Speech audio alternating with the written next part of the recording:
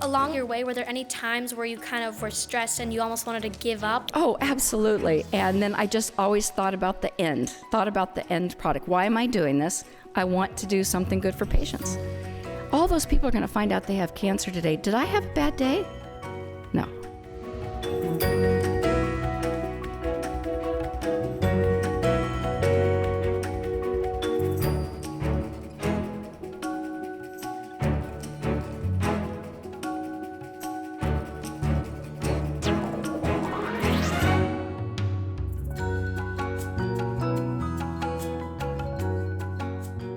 I'm Steve Chappell, the Executive Director of the STEAM Leadership Series, and this is the Women in Biotech program, so I better get off the stage.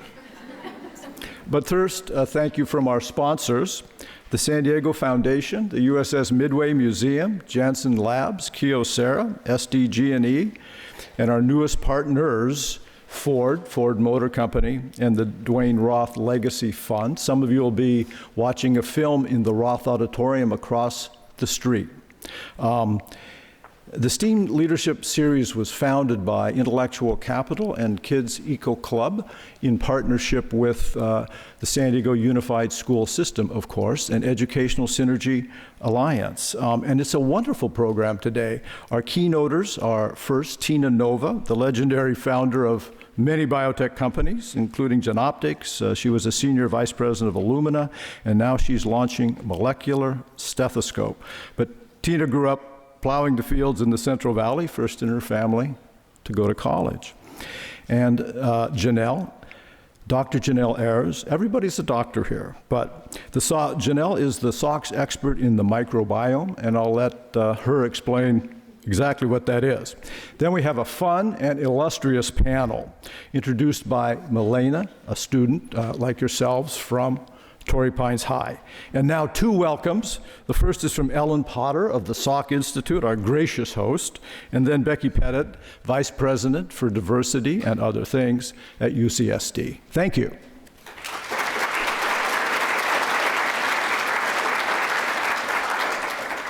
Good morning, everybody. My name's Ellen Potter, and yes, as Steve said, I'm Dr. Ellen Potter, and my colleague Donna Mapson and I are the Educational Outreach Program here at the Salk Institute, and we're thrilled to have you here. It's a part of our wonderful legacy and mission to be able to excite young people about the scientific discovery. And I'd like Dr. Peter Salk to stand up because he is our representative.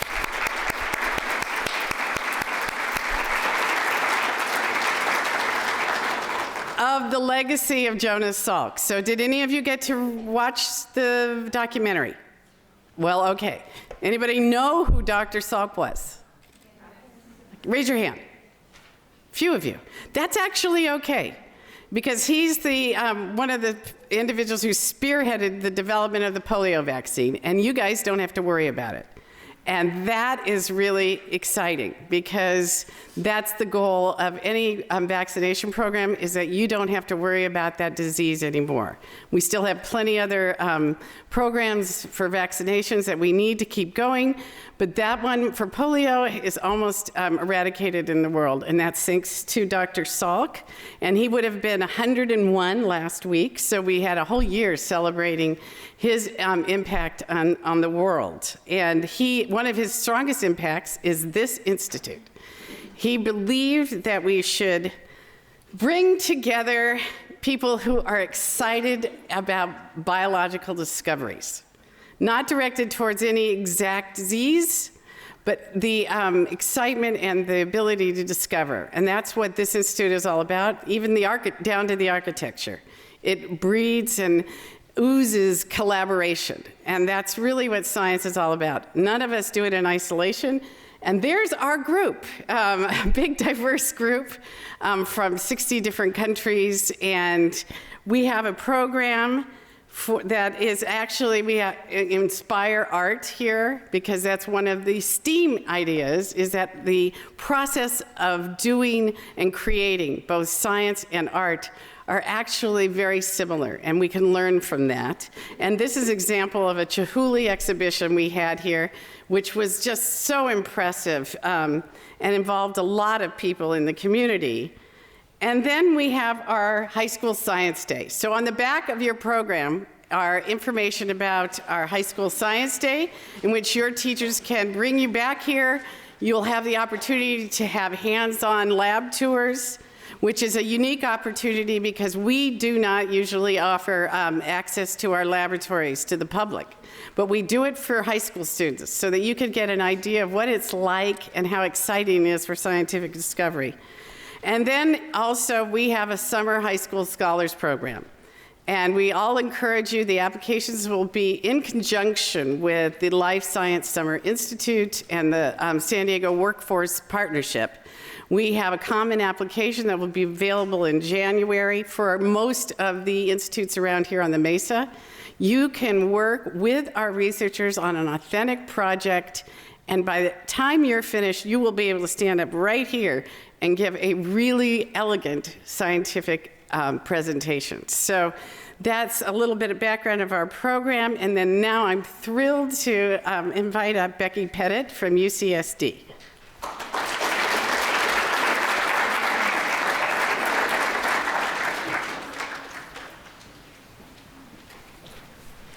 Good morning. It is my pleasure to bring you greetings on behalf of UC San Diego, and to say that I love the title that Steve gave me, Vice President for Diversity and Other Things. I think that will be my new title. I'll change my business cards. I'm the Vice Chancellor for Equity, Diversity, and Inclusion. I've been at the university for about 7 months. I'm still learning my way around, but I've fallen in love. They only gave me 2 minutes, so I'm gonna try to crunch in a lot of things in these 2 minutes that I have with you. And I'm gonna tell you 3 things that I think are important for you to know, and there will be a test at the end.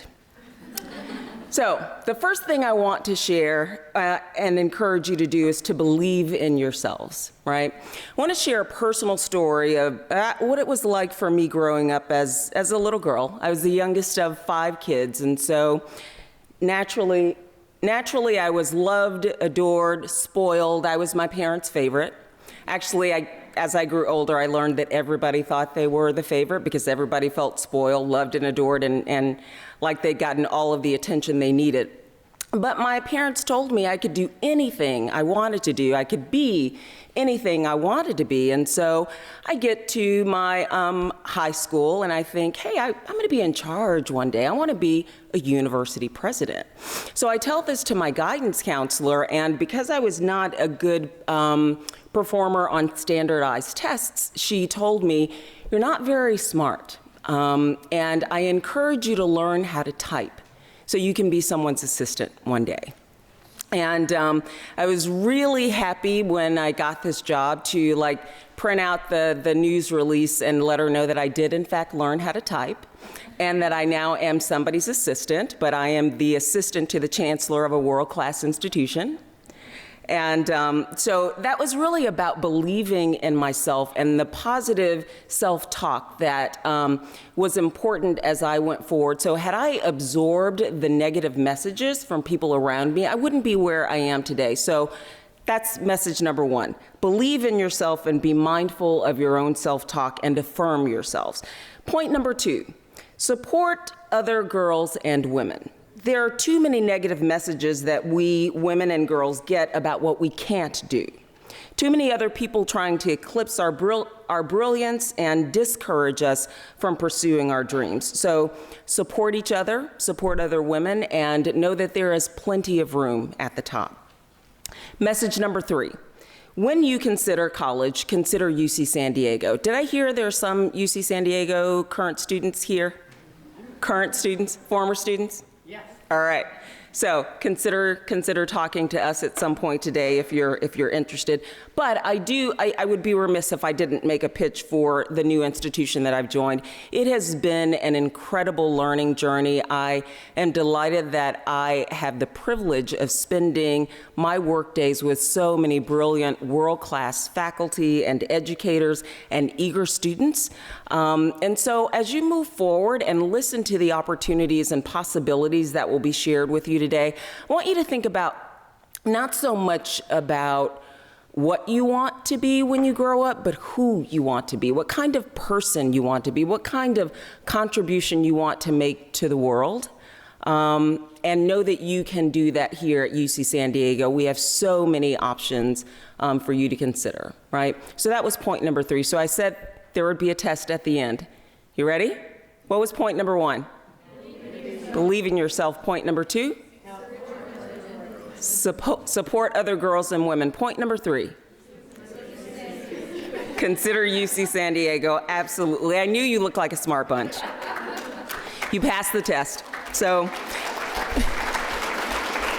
it really gives me joy to welcome you to this day. You have a fantastic lineup planned for you. So again, welcome and greetings on behalf of UC San Diego. And without further ado, I'm going to get out of the way and introduce to you who you really came to hear from, Dr. Tina Nova.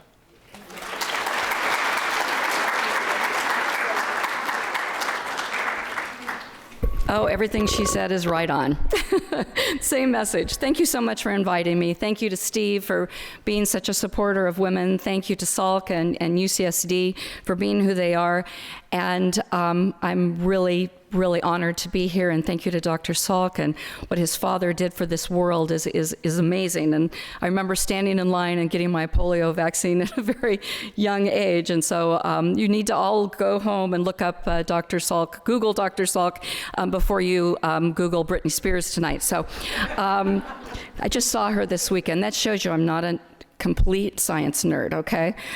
She was amazing, by the way, if you ever get a chance to see her. I've been dancing and shaking my head all the days since I saw her. I don't know if her brain is loose from all that moving her head that she does, but anyway, it was fun.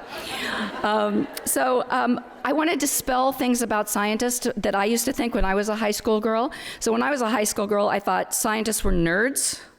I thought scientists were in lab coats. I thought scientists were men. I thought scientists had thick glasses, and I thought they were like yucky. How many of you think that's what a scientist looks like? Come on, let's be honest. Thank you girls who raised your hands, I appreciate it, because more of you think that than ever. Well, let me tell you, after today you're gonna go, oh my God, I've never seen such hot women who are scientists. Because there are a lot of us. As a matter of fact, I'm thinking about having a calendar, all 12 months. Yeah. Well, if I wasn't so damn old, I would pick June, because that's my birthday, okay? So the women scientists are hot, and there's a lot of hot male scientists too. So let me tell you. So get that out of your head. You want to be a scientist and be with hot people? Go be a scientist. Don't listen to anybody, okay? Do I look nerdy? No. Okay. So first thing to get rid of. Second thing I used to think is you had to come from a rich family. You had to come from a rich family. You had to go to a great school. You had to have had calculus and physics and college courses and all this and get into MIT and Harvard, and that's the only way you can be a scientist. Who believes that? All of you girls are dead wrong. Isn't that great news? You can be from anywhere. You can be from Delano, California. Do you know where Delano, California is? It's in the middle of California. It is a pit. That's where I grew up. I got my yellow Camaro and I left when I was 18 years old and saw that in the rearview mirror and said, I'm not coming back. Delano, California did not have calculus, did not have AP, did not have any of that stuff. We had homemaking. I could make cinnamon buns, okay? Where did that get me in college? Nowhere. Where'd that get me with my ex-husband? Nowhere. Forget the cinnamon buns, girls. You can be from anywhere. Anywhere. You can go to any college. You don't have to have straight A's. You have to get through the classes, and you have to work hard, and you have to be dedicated, and you have to want it. There are a gazillion jobs in science. You don't have to have straight A's. You don't have to have all those classes. You don't have to go to MIT and Harvard. Those are not the only schools. Even UC is now tough to get into, okay? It's a lot tougher now than when I went to UC Irvine. I know that.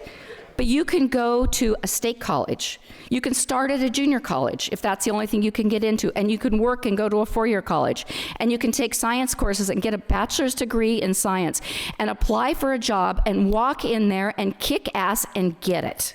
You don't have to be from those places. It's all about wanting it.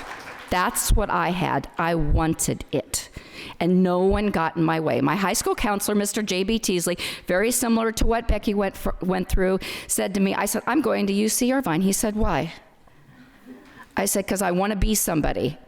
He said, oh, really? Well, why aren't you going to the local junior college? I said, because I got into UC Irvine, that's why.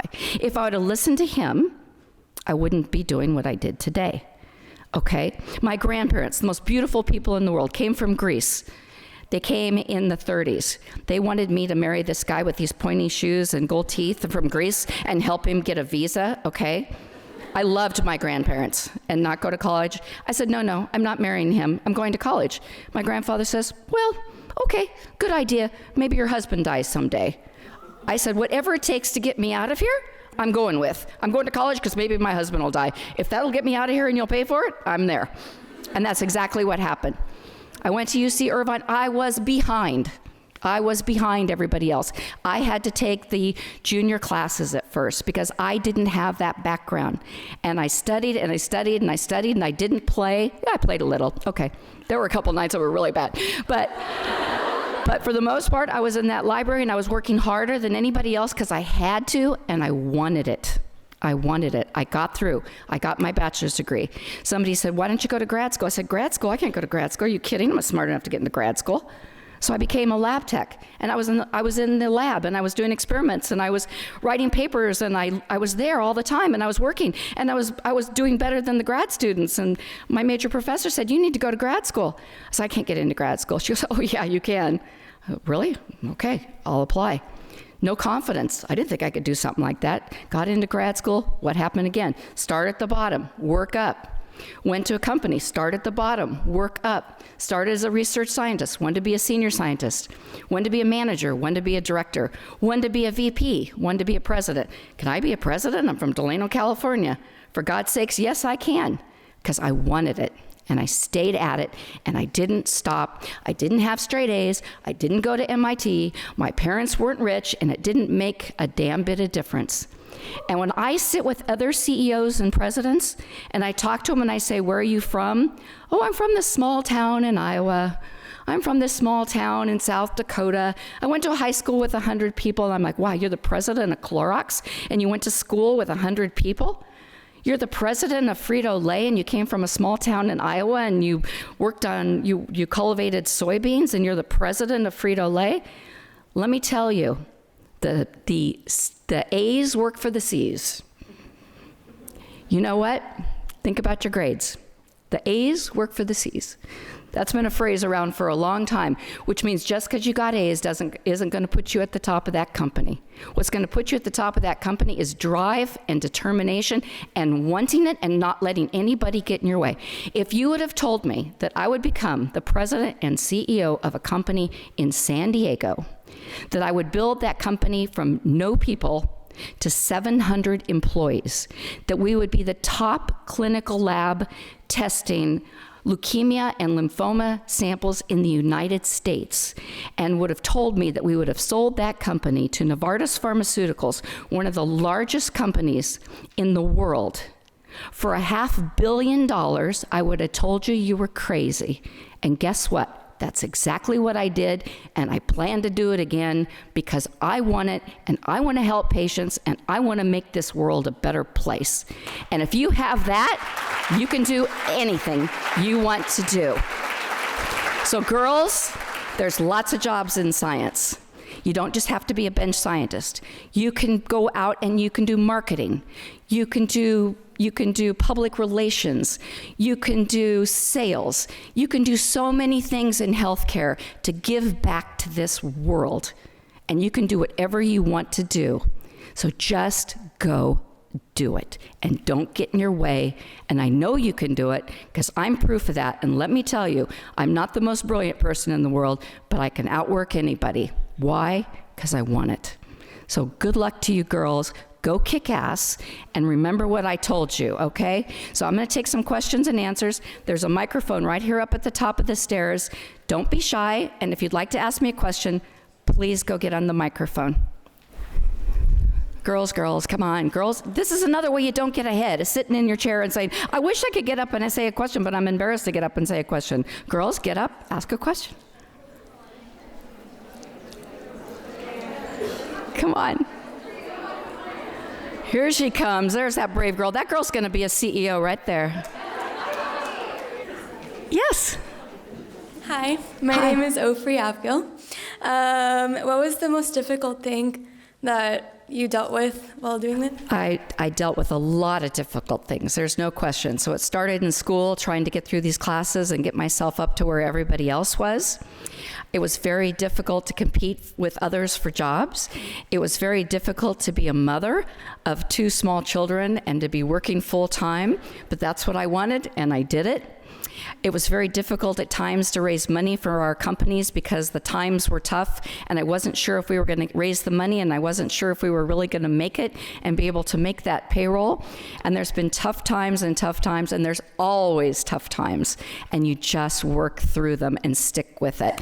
And anyone who thinks there aren't tough times is really making a mistake. And congratulations to you for getting up and asking the first questions, because you're a rock star and you're beautiful, and I know you'll do great. Thank you.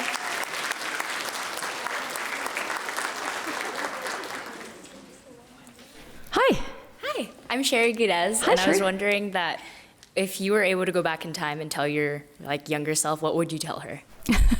Oh, that's a great question. Wow, that's a really great question.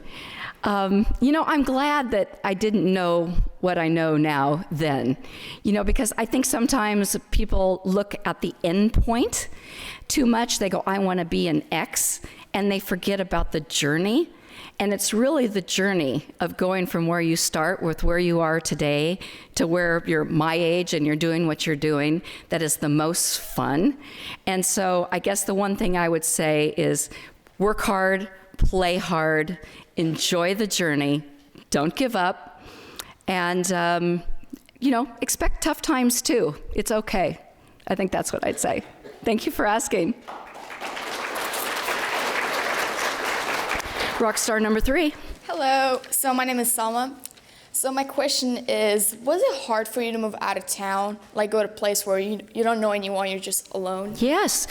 As a matter of fact, I'm glad you asked that question because I will tell you a story. So back to my yellow Camaro, right? So I get in my yellow Camaro. My parents are following me to college. I am so excited to leave town. I am so excited to get away from my, dumb parents. I am so excited to be on my own. And what happened when they left me at college? I thought I was going to die. I was sad.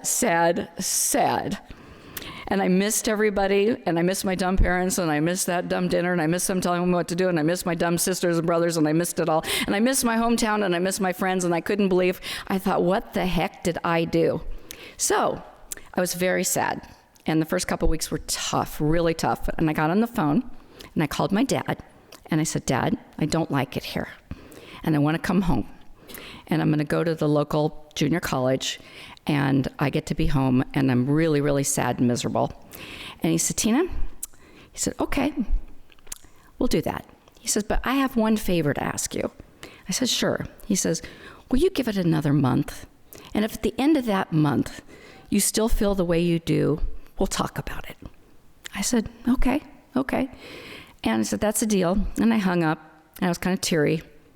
And 1 month later, the conversation never came up again.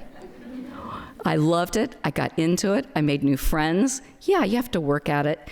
And I know you're not going to believe this. I'm shy. Ha ha, you're laughing. But I learned how to not be such an introvert and become an extrovert over time, because that's how you survive, is having friends and support systems. And it does take time, and it's hard. And you guys are all going to feel that way when you go away. Everybody does.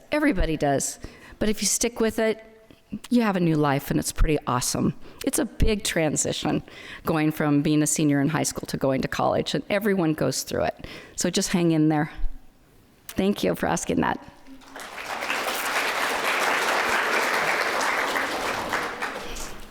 Hi, my name is Savannah. Hi. So along like your way, were there any times where you kind of were stressed and you almost wanted to give up throughout like your journey? Oh gosh, absolutely. Oh yes, you know, I mean, oh gosh, yeah. You know, I usually kept I tried to reserve the crying for when I was in my car and not at the company. But there were moments, oh absolutely, when it's just like, I've taken on too much, why am I doing all this? I'm tired, I'm burned out. Oh, absolutely. And then I just always thought about the end product. Why am I doing this? I want to do something good for patients. And that's my driver, has always been my driver. And once you put it in that perspective, everything else really doesn't matter. I mean, at my last company, when we would get like 400 or 500 samples a day in the lab to test for leukemia and lymphoma patients. And you would see they would come in a FedEx box from all these doctors all over the United States. And you think you had a bad day, and then you walk in there, and you look at those 400 or 500 boxes and you say, wow, you know what? All those people today are going to find out they have cancer. Yeah. And usually they do, because by the time they've gotten to that box, the doctor pretty much suspects that they have cancer, right? They've already been to their general practitioner, they've been sent to a specialist, they've gone to an oncologist, and by the time they decide to take a bone marrow sample, they're usually pretty sure. All those people are going to find out they have cancer today. Did I have a bad day? No. I didn't have a bad day. I've got my health, I've got a great life, and as long as you always put it in perspective, that helps you get through those tough days. But they'll be there. Thank you for asking that question. Thank you so much. I have time for just one more question, sorry, because I have to run, I apologize. Woman on the go. Hi, my name is Emerald. My question is for you. Do you have any plans for the future? Plans for the future? Absolutely.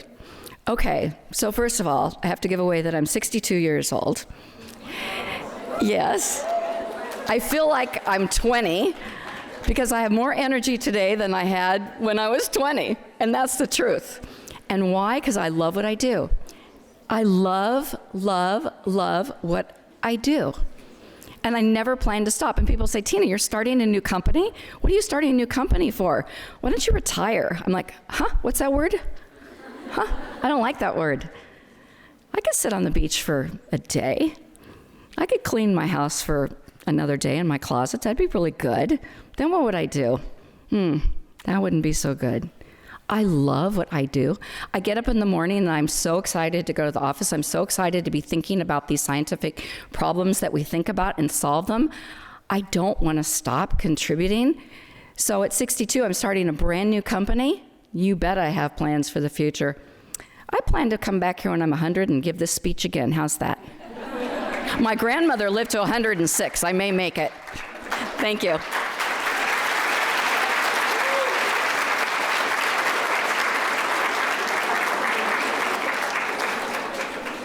So we're going to move on with one of our newest members, well, by our standards, our newest member to the Salk Institute, Janelle Ayres, and I'm sure she's going to have a great story for you guys. So.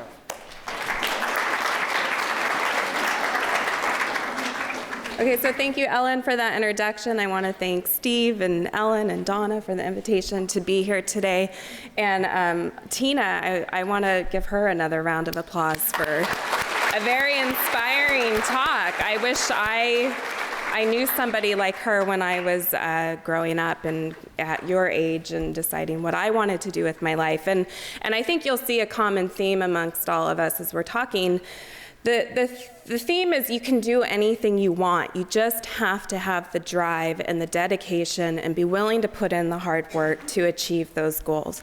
You can do anything. I'm another girl from a small town. I don't come from a family where they're college graduates. I drove a Firebird, which is similar to Tina's Camaro from General Motors. So there's a lot of similarities. So I just want to show you, tell you about some of the work that we're doing in my lab, and I'm assistant professor here. And what I wanted was to have my own research lab so that I can ask questions and I can do research to help humanity and to help humanity by treating diseases. And so I'll tell you the way we're doing that. I think it's a very exciting and creative way we're doing it. And as my title gives away, we use poop to get at our goals. So here's our tool that we use in the lab, and I put up here, while most see poop, I see opportunity. I see opportunity when I look at this poop and the many different ways we can leverage it to treat diseases. Now, why do I see an opportunity here? And the reason is because what we can't see is that there's trillions of bacteria and viruses and fungus that are living in poop. In all of you, at any one time, you have trillions of what we would call microbes living in you. So that many cells, that's 10 times more bacterial cells than there are human cells in your body. So we're more bacteria than we are humans. And if we think of genetic material, there's 100 times more bacterial genetic material on our bodies than there are our own DNA. There's thousands of different bacterial species that are living in our intestines at any one time. And I like to say this during the holiday season. The trillion of bacteria living on us contributes to 3 pounds of our total body weight. So these are microbes that we need for our health. So when you're trying to lose those pesky few pounds at the end of the holidays, reconsider, because you don't want to lose these guys.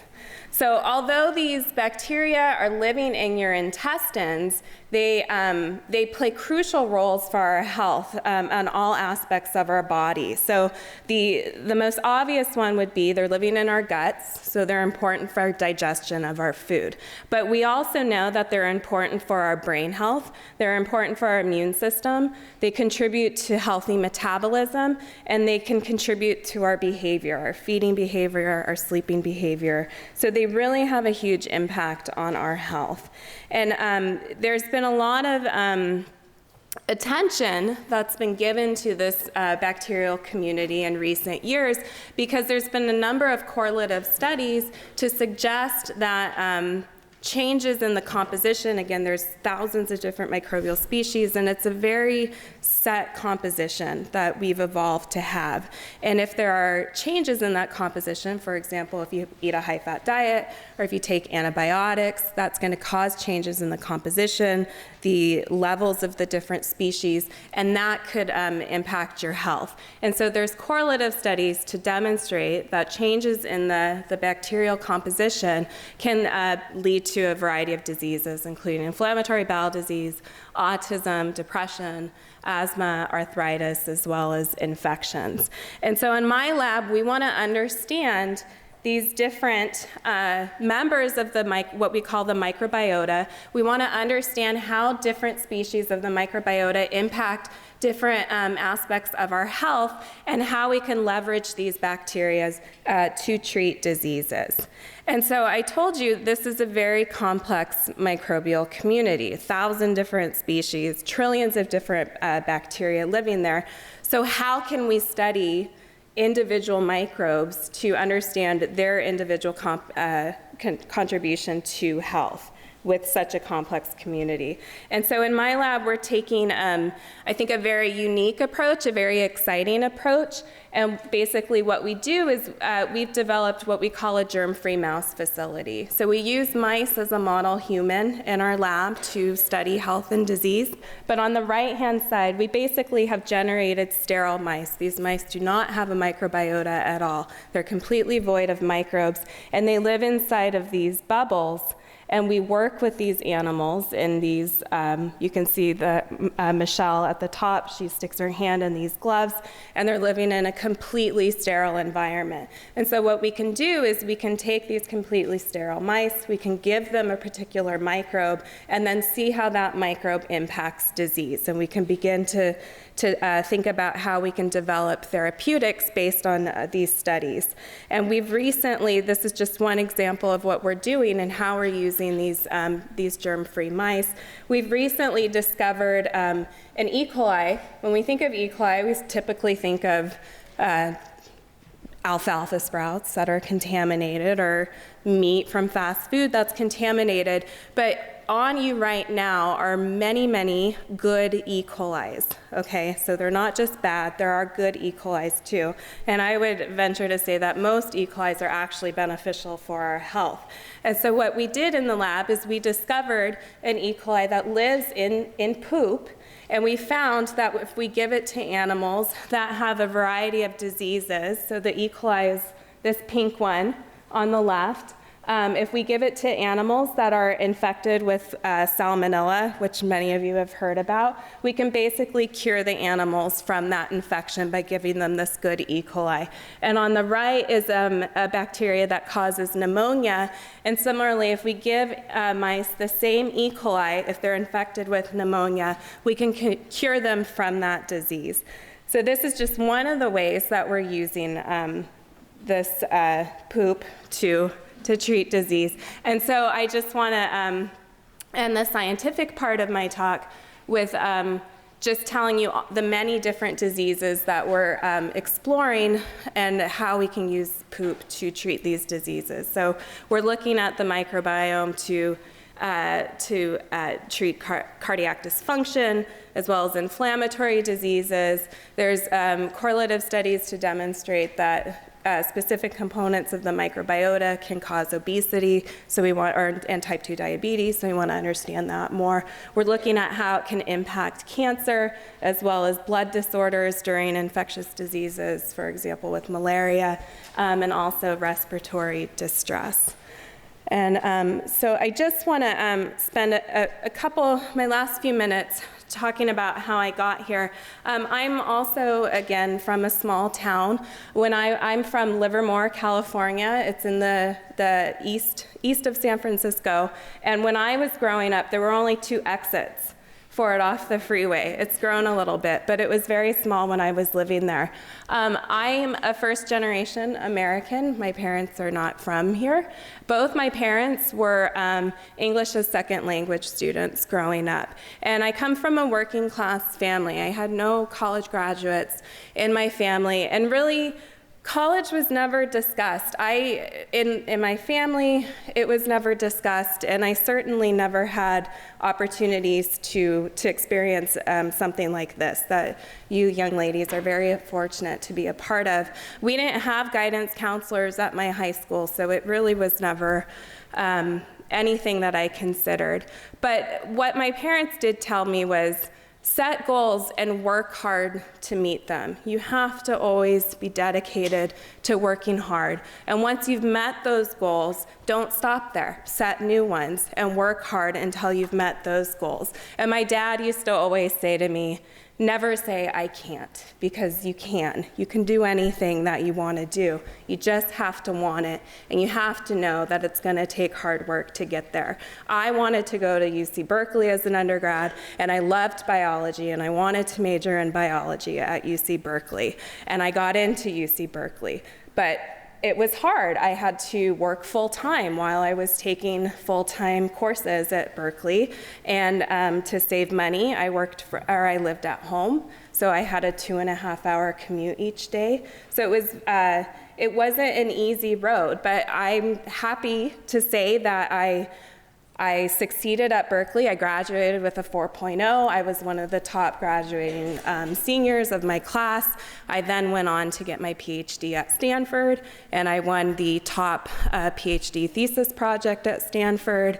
I then went on to do what's called postdoctoral training at UC Berkeley, and now I have my own lab at the Salk Institute where I get to do what I've always wanted to do, and I'm around brilliant scientists, and now I get to reach out to students like you. So you just have to want it, and you can do anything.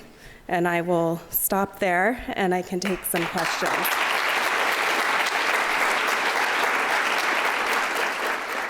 And I was just wondering how you make the mice germ-free. Like, what is the process you take, and how long does it take? That's a very good question. So the first germ-free mice, they were taken by basically cesarean section. So you take them out, when they're in utero, it's a sterile environment. So you take them by cesarean section, and then they're put into those bubbles. Okay, they're passed through the back side. We dip them in a chemical sterilant that's safe for them, and we pass them through, and then the very first ones were nursed to adulthood by technicians, okay? Now what we do, now that we already have germ-free mice that exist, what we can do is we can still take them by cesarean section, pass them through into these bubbles, but we'll have germ-free moms already in there that can foster them and nurse them to adulthood. Thank you.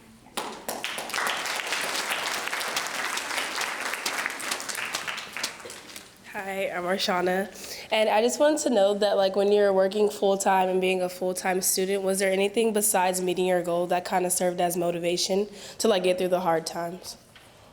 And so a strong driver of my motivation, it will sound maybe cheesy, but it was making my parents proud. I really wanted to make my parents proud.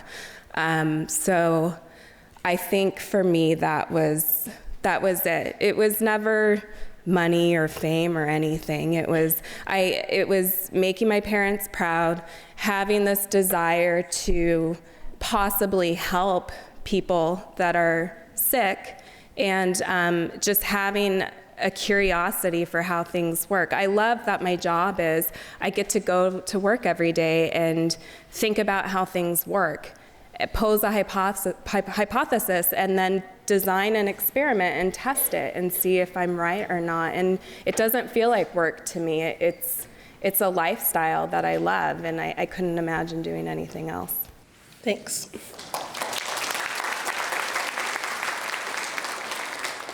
Hey, I'm Rama, and my question is, what inspired you the most in your career? What inspired me the most? So I think I can tell you what inspires me now is being at an amazing institution like this and having absolutely brilliant colleagues that just push the boundaries, and that inspires me to keep pushing the boundaries. And I think that's probably a theme I can say has been true throughout my career. It was my mentors in college and graduate school, and how brilliant they were, and them pushing me to push boundaries, and now being at the Salk is a similar feel, which I think is what Jonas's plan for the Institute was. Yeah.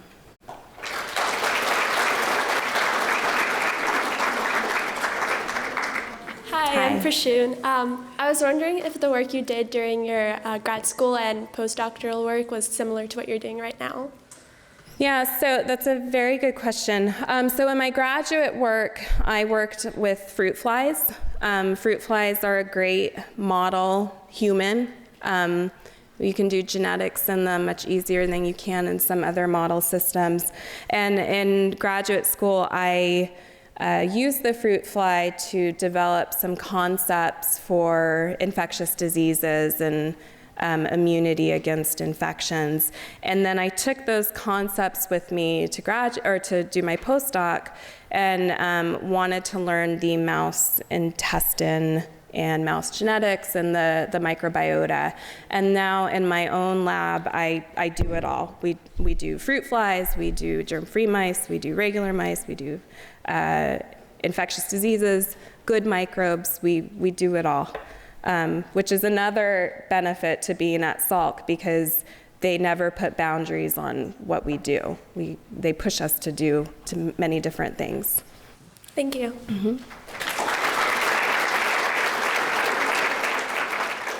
I'll introduce the moderator. Yes, so we have MILENA. She's a senior at Torrey Pines High School, and she's going to be the moderator for the panel discussion. So first, I'd like to thank everyone for coming, all of the high school students and all of the scientists who are helping, and then also thank Susan Gwynn, who gave me the opportunity to be here and work as the moderator. So basically, how this is going to work is I'll introduce each of the panelists, they'll speak for a little bit, and then I'll ask a question after everyone has spoken, and then I open it up and you guys can ask questions. So the first person I'd like to introduce is Carol Marchetto. She received her doctorate in genetics in 2005 from the University of Sao Paulo, and now works as a senior staff scientist at the Salk Institute. She looks at neurons in chimps, monkeys, and bonobos, and then also compares those to neurons in humans. She is also a mentor to postdocs and high school students during the March of Dimes High School Science Day.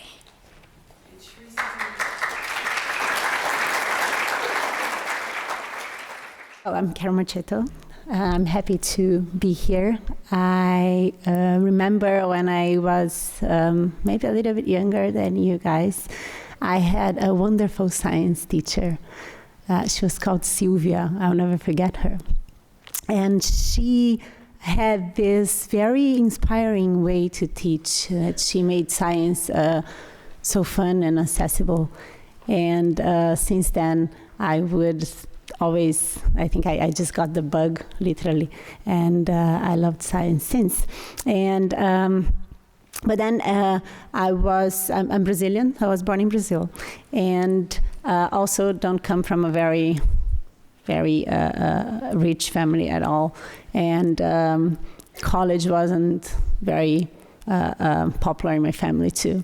But I really liked science, so I went to the way I started was by liking science, and they do science in the university, and science is biology. And so I started to ask questions to people. What can I do to be a science? I like science. And I think that's another interesting way to go about science too, is just to ask questions.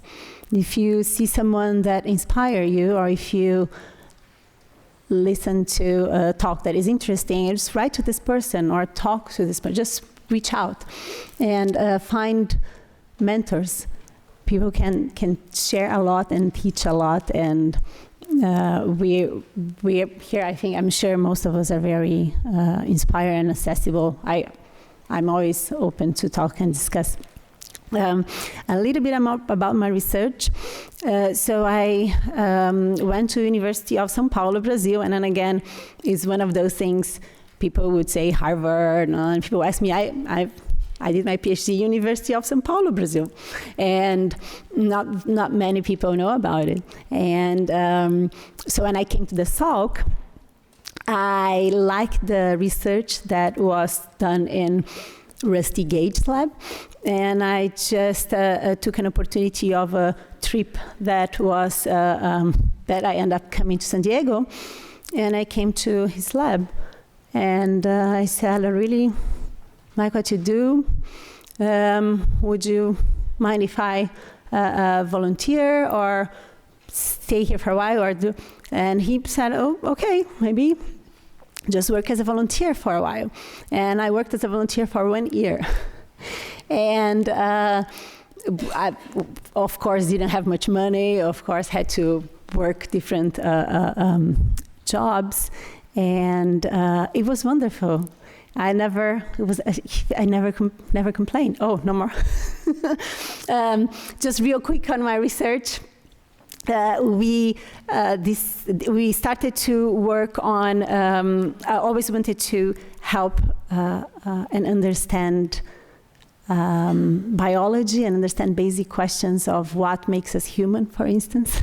And one of the ways we did that was looking at brain cells from non-human primates, which are chimpanzees, bonobos, and other apes and monkeys. So now part of the research I'm involved with is to look at understanding how brain cells from us behave in a dish and how brain cells from chimpanzees and bonobos behave in the dish, and we compare them. And we do the same with patients that have neurological diseases, such as autism and schizophrenia.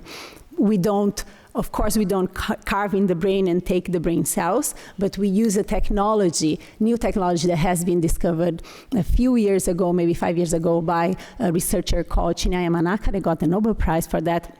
I'm almost done. And he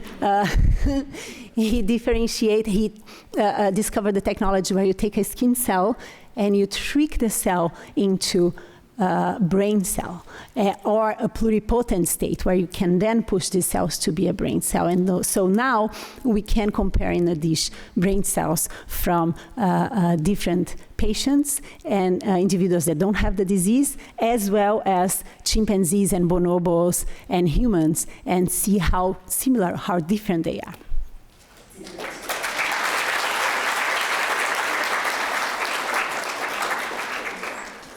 So next I'd like to introduce Dr. NATALIE CALATAYUD.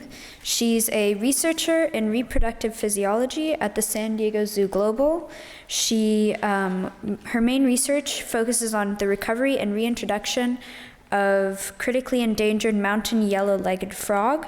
She earned her bachelor's in zoology from the University of Manchester, and then earned her doctorate in reproductive physiology and molecular biology of marsupials at Melbourne University.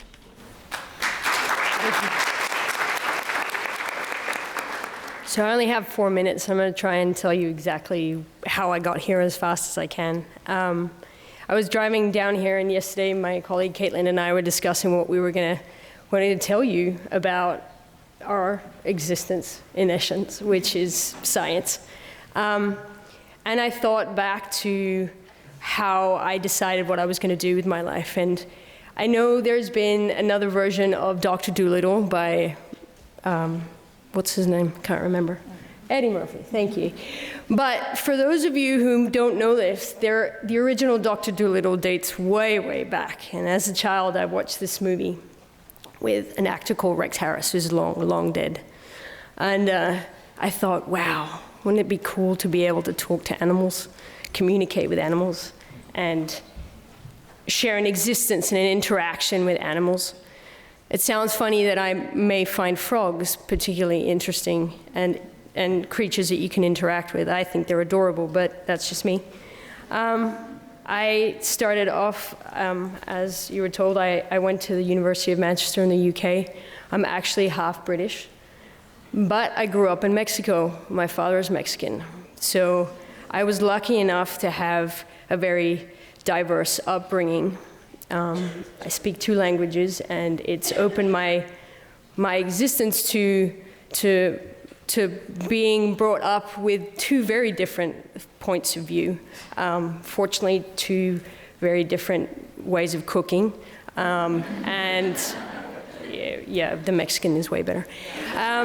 So how I got here was kind of interesting, because when I left undergrad, I wasn't exactly sure what I wanted to do with the rest of my life. I was like, I love zoology, but what do I do? I'm not entirely sure. And a friend of mine was living in San Diego. She said, well, why don't you come up here? Let's hang out for a couple of months, bum around, take a break. And I went, okay. So I weaseled my way into the San Diego Zoo, the Institute for Conservation Research, and I met Dr. Barbara Durant, who is still the head of reproductive physiology. And really, she gave me the inspiration that I needed to then, 13 years later, end up back working for her. And I've come full circle because of a woman who taught me a lot of stuff, you know. She taught me my love for reproductive physiology, and she absolutely rides my ass every day. And she's impossible, and she makes my eye twitch a lot of the time. And I know you're filming this, so let's not show her this. But she is instrumental and has been instrumental in the making of me. And to be able to bring amphibians back from the state of extinction that they're at is, even if it's one species at a time, is very gratifying, you know? We breed them, we watch them grow, we handle them, and we put them back. And so my job is very rewarding in that I see everything happen from beginning to end. And like I said, it's one species, but it's one species at a time. And so that's it. That's all. Next, I'd like to introduce KAITLIN CROYLE. She is a grad student at CSU San Marcos and a research associate in reproductive physiology at San Diego Zoo Global. She specializes in avian and chelonian egg fertility assessment and the enhancement of avian reproduction using hormone therapy. Great, thank you. It's such an honor to be here. And yes, I do have glasses, but I don't think that they're nerdy. I think they're very stylish. So, you know, I had a little bit of a different background than some of the other women that you've heard from. I actually grew up the daughter of a psychology professor. So I think it was only natural that I ended up involved in science. I spent many hours growing up at the University of Utah hanging out with the graduate students, often being their guinea pig for experiments. And I think I knew my interests really early on. I loved animals, and I practically had a zoo in my backyard. And growing up, I kind of thought, okay, well, you love animals, you become a veterinarian. That's kind of the only career that I knew of at the time. And so my journey didn't happen overnight, but it ended up being able to bring me to the San Diego Zoo Institute for Conservation Research and be able to combine my passion for science with my love for animals. So after high school, I was on the veterinarian track and went to the University of Maryland and joined the animal science department. But while I was there, in my biology class, it kind of sparked, again, my interest in science and being in a lab, and it almost felt like my home away from home.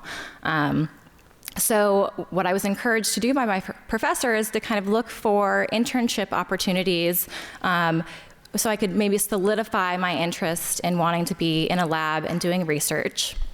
So that's exactly what I did, and I applied for a lot of internships. One thing I will tell you is if you don't get the first one, don't give up. Keep applying. You eventually will get the internship that you want. So I spent 2 summers at the National Cancer Institute at the Laboratory of Tumor Immunology and Biology, and during those 2 summers, I helped to develop a vaccine for prostate cancer. And although I loved those 2 summers and they were incredibly inspiring, I really missed my animal interaction and working with animals. So once you're in college, you'll realize that a lot of the local businesses are looking for part-time students. So I started working weekends at an animal hospital. And after 3 years of being a veterinary technician at an animal hospital, I knew, yes, I loved being around animals, but I had a really, really hard time working with sick animals emotionally. But while I was there, I met a really incredibly inspiring woman, Dr. Aiken Palmer, and she actually was working with the Smithsonian in their giant panda reproduction program. And while she was getting her PhD at University of Maryland, she was working weekends as a veterinarian. And after spending a lot of time with her and hearing about all her adventures in China, a light bulb went off, and I thought, this is the woman that I want to be. I need to figure out how I can travel to China and have adventures. And she encouraged me to get any experience that I possibly could. So I ended up spending weekends at a human fertility clinic to gain experience in reproduction. And that kind of segued into me applying for the reproductive physiology summer internship at the San Diego Zoo Institute for Conservation Research. And it's a 12-week internship, but I had just graduated from University of Maryland. So I packed up all my stuff in my car, drove out to California, permanently moved out here, and everyone thought I was totally insane. They said, this is a 12-week internship, and you literally packed up your entire life and moved to California. But I was determined to make it work. And in the end, I got really lucky. At the end of my 12-week internship, Dr. Tom Jensen was able to come up with some extra grant money to hire me on part-time. And while I've now been an employee there working with turtles and actually have had the chance to go to China for my own adventure working with the Yangtze giant softshell turtle, have been able to work on my graduate program at Cal State San Marcos. And thank you so much for having me, and I'd be happy to answer any questions.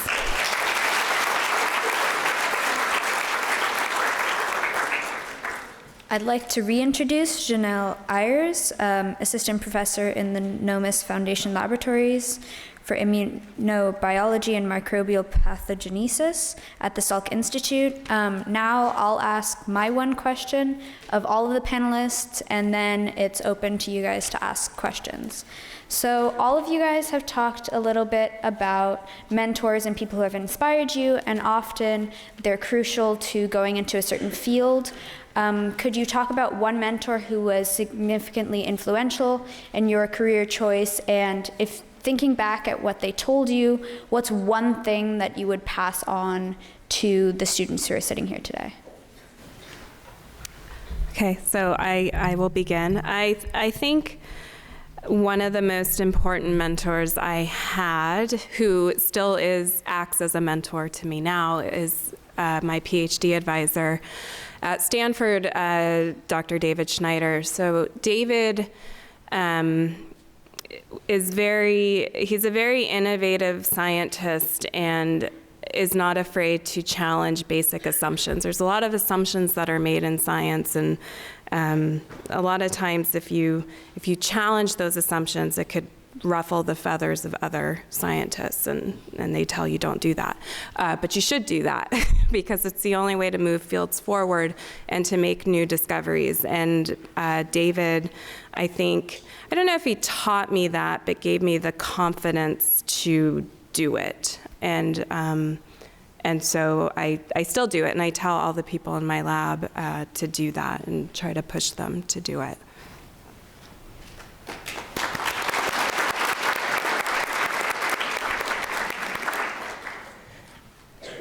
I'll go next. I'll go back to my science teacher, Sylvia.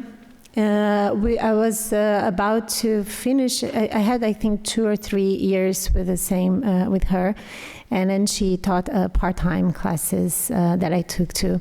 And I told her that my dad really wanted me to do law school or engineering or something that is more looks like a formal profession instead of like science. And of course in Brazil that wasn't that popular at that time too. And she said, you know what, you should just do something that you like, because if you don't, you can have all the money in the world and it won't do it. And it's something that stick to me until today, which is I do what I like. I really do what I like, and there is nothing that can pay that other than the 7. And then the money comes, or you'll be. It happens. It happens much more naturally than if you force it. So just go inside and find what is it that you like, and just follow that, and then you want it. So that's it.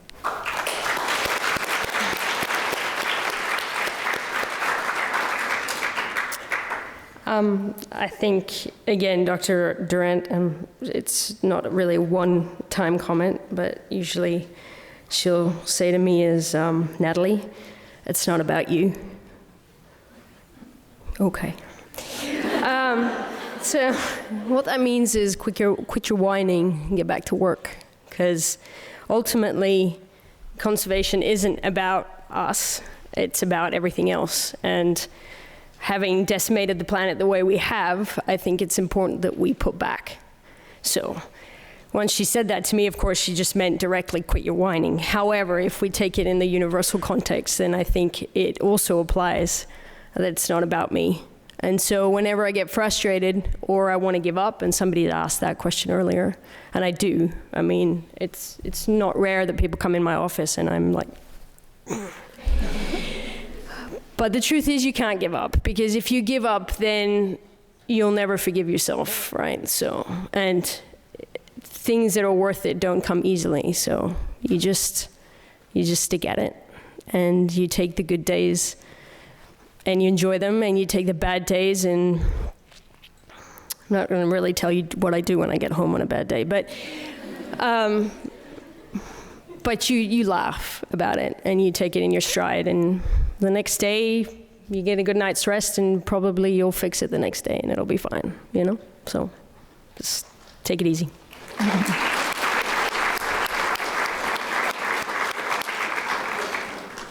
I would say my greatest mentor was definitely my father, Dr. Robert CROYLE. And his best advice to me was figure out what you love, what makes you happy, and turn that into a career. Because when you do what you love, it won't feel like work. But also to use the connections you have and maintain them. If you think you might want to be a marine biologist and that's what your neighbor does, don't be afraid to ask them to, hey, can I come to work and shadow you for a day? See if that's really what you want to do. Get your foot in the door and get as many experiences as you can as possible in the career paths that you might think you're interested in. You'll be surprised what you might enjoy once you're actually in that lab or in the hospital experiencing it hands-on.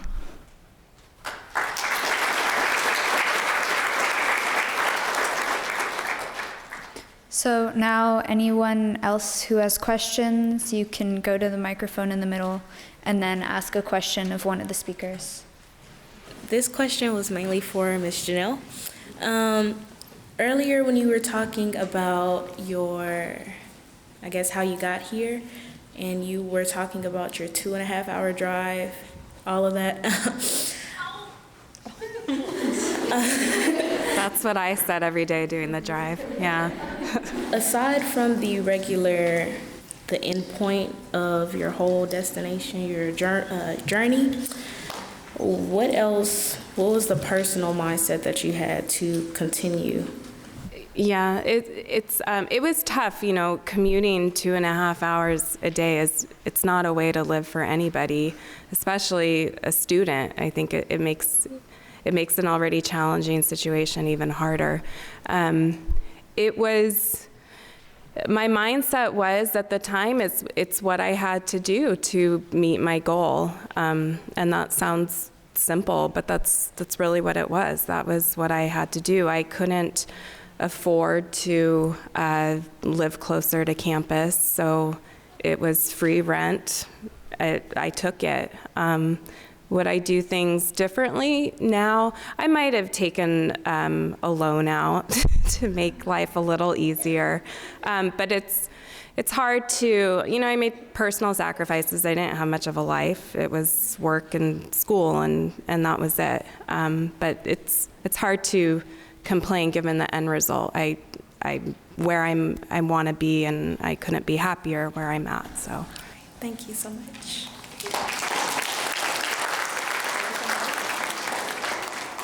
What's it like working in a field that's perceived to be very male dominant, and how do you go through those stereotypes and stuff? Actually, interestingly enough, I think the ratio of men at the Institute to women is probably like 2%. Oh, it's mainly females. Yeah, we're mainly women at the Institute now. There's fewer men in.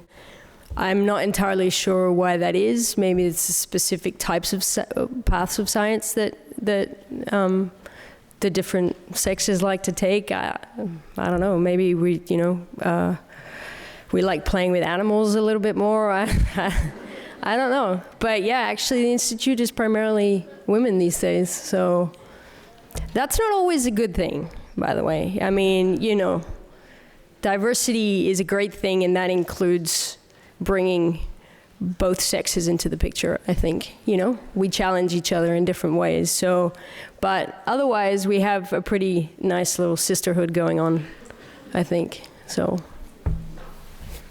I think that in most areas of science, the what you point out is true. There is male dominated. I think one of the ways we can help increase the diversity, as in bring more women into the system, is doing events like the ones we are doing now. It ideally would excite more girls to think it's okay, because if we don't start breaking the dogma will never be broken, so that you never bring people to science. And I think another good way to do that, and I think most of us do that, is to support other women. So I'm always open to, if a woman student come to me and say, I have this thing, I want to get pregnant, but I don't want to stop working. So those type of questions, they didn't need to be discussed before because it was mostly male dominated. And I think once you start bringing more and more women to the picture, maybe you need to change the discussion and bring other, for instance, childcare in the workplace.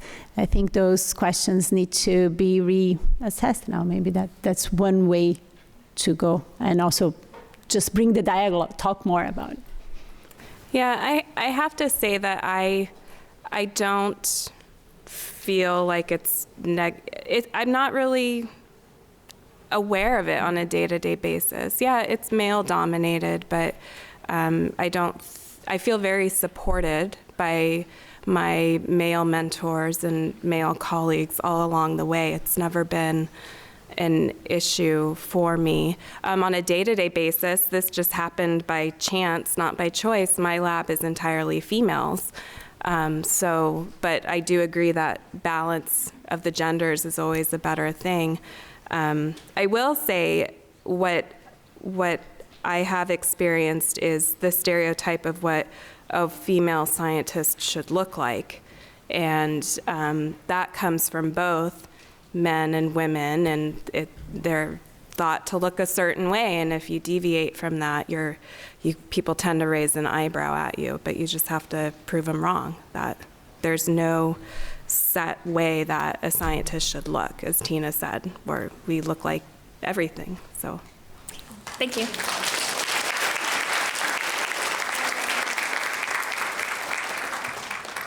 Hello, my name is Ari, and I've noticed that most of you work with animals, and I was wondering if when you do research on the animals, you treat them humanely and with respect.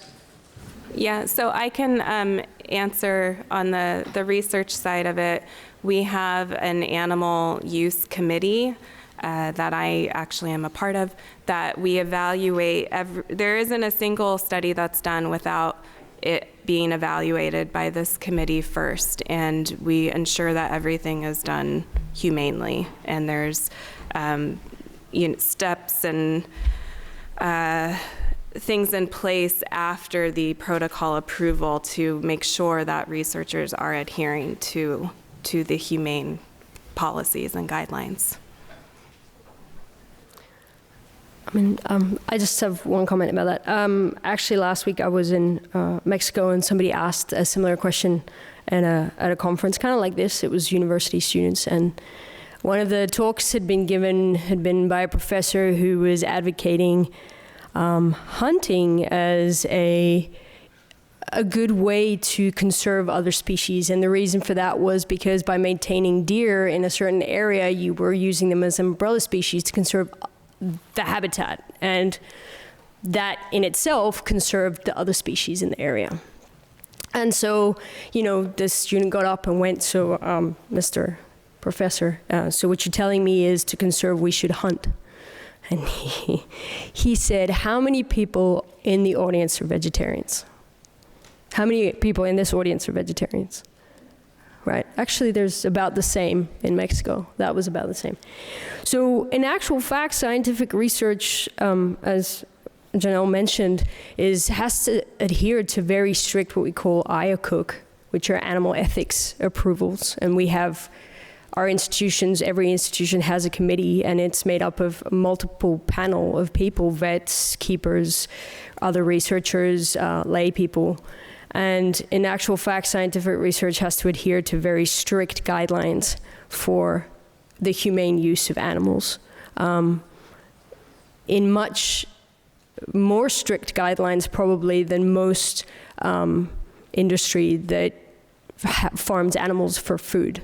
So really, I think particularly in this day and age, we appreciate that most animals have to be looked after in this way. You don't just go around poking them and hoping for the best. And so even with things like reintroducing animals into the wild, which you would think would be pretty straightforward, right? Well, because we're just putting them back.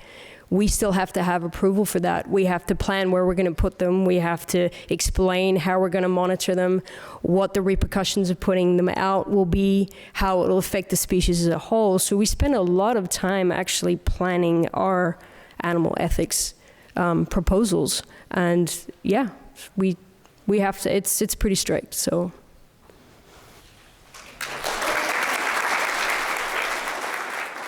Hi, my name's Denise. This is for Janelle. What is an obstacle that you encountered while developing your lab? Oh, there's so many. But you can just say one. I think, so one thing in this whole process to getting to the point that I'm at is we're not trained to manage people. We're trained to be scientists. And then you get your own lab, and then you have to staff the lab. You have to get people in.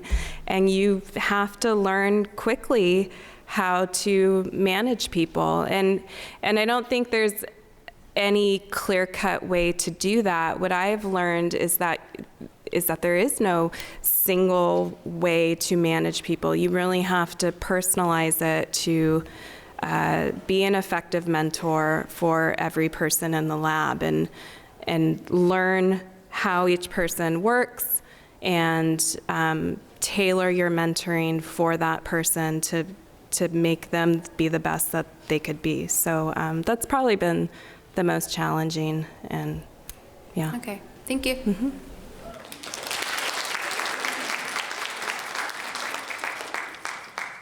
Hi, my name is Alicia. I had a question for NATALIE and KAITLIN.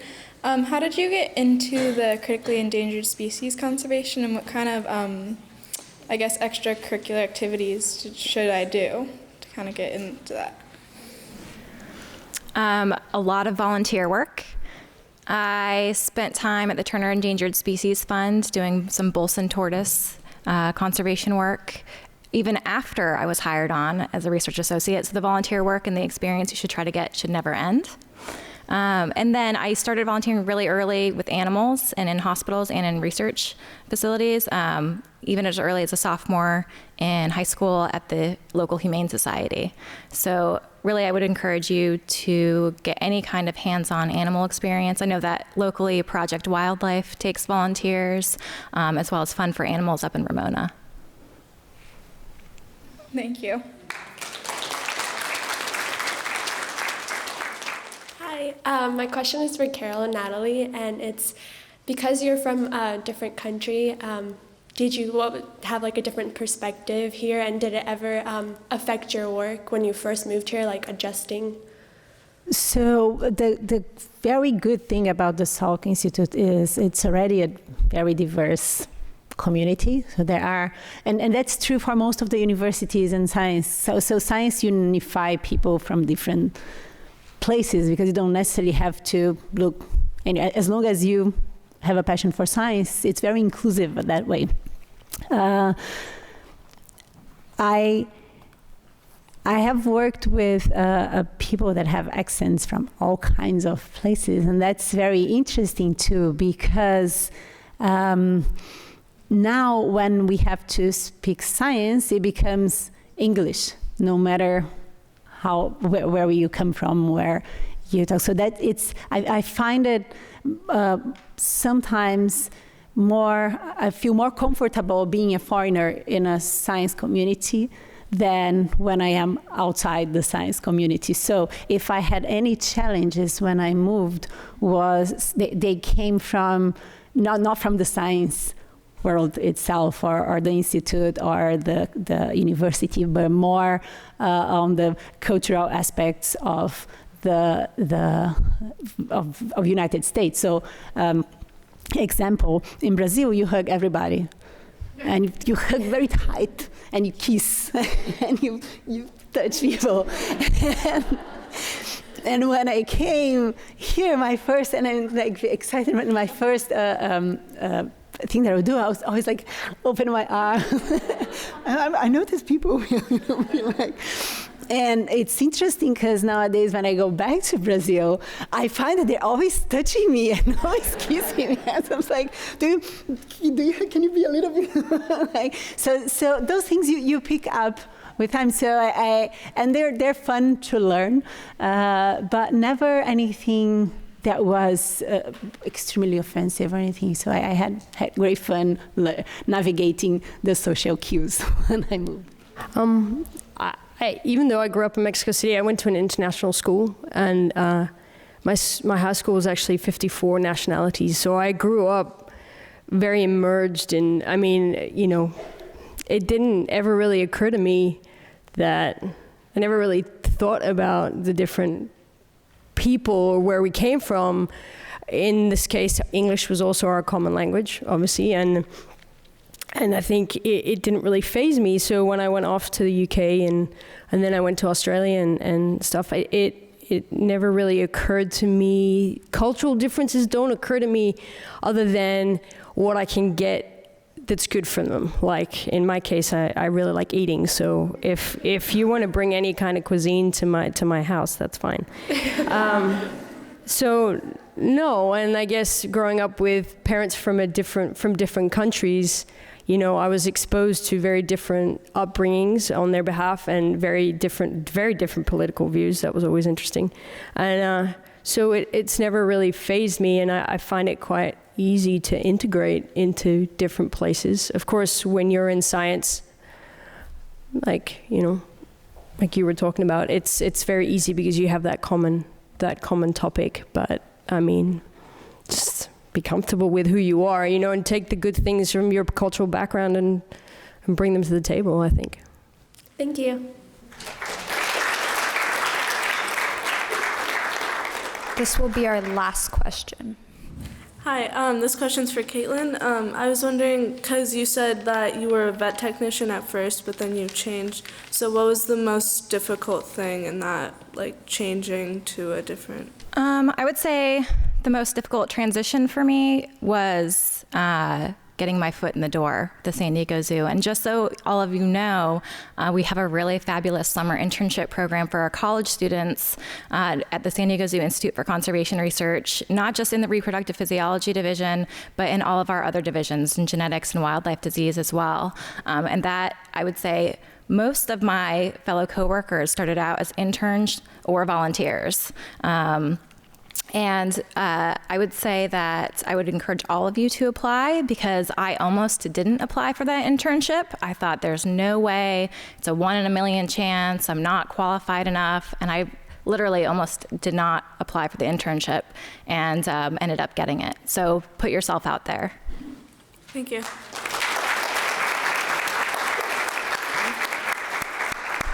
So I want to thank MILENA for being a wonderful moderator, and all of you guys for coming. And I'll do one more plug. We do have a high school scholars program where you can do authentic research and get an idea. Even if you wanted to go off and do animal research, you can also get an idea of what it means to ask a question and learn something for the first time that other people have not seen. So we encourage you to look at the back of your program to look into that also. And so what we're going to do now, and again, to all of you wonderful women in science, thank you again for being part of our panel.